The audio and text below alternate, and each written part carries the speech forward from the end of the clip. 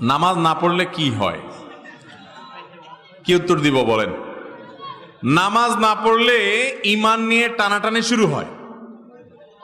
নামাজ না পড়লে কি হয় ভাই?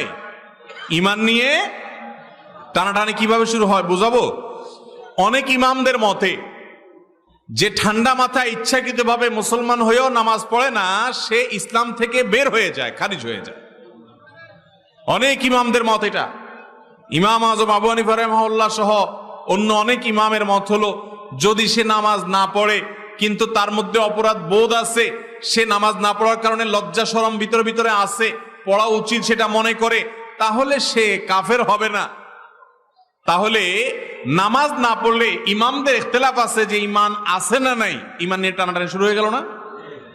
তো নামাজ না পড়লে ঈমান নিয়ে টানাটানি শুরু হয়। কিন্তু আমাদের বাংলাদেশের মানুষের ঈমান এত মজবুত, এত শক্ত,